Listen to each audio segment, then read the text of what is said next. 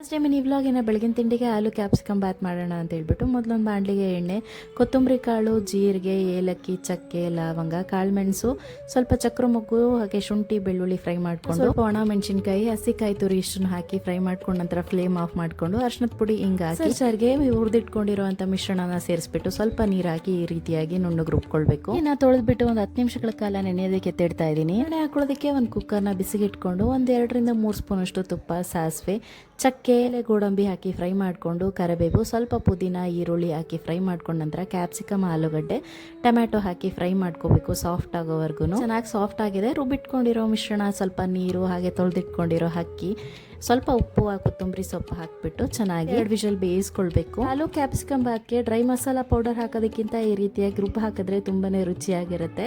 ಇನ್ನು ಸ್ವಲ್ಪ ನನಗೆ ಹಸುವಾಗ್ಬಿಟ್ಟಿತ್ತು ಅಂತ ಹೇಳ್ಬಿಟ್ಟು ಹಾಲನ್ನ ಕಾಯಿಸ್ಕೊಂಡು ಸ್ವಲ್ಪ ಬೆಲ್ಲನ ಮಿಕ್ಸ್ ಮಾಡಿಕೊಂಡು, ಇನ್ನು ಹೊರಗಡೆ ಇವತ್ತು ಮಾತ್ರ ತುಂಬಾನೇ ಚೆನ್ನಾಗಿತ್ತು ವೆದರ್, ಹನಿ ಬೀಳೋ ಥರನೂ ಕಾಣಿಸ್ತಾ ಇತ್ತು.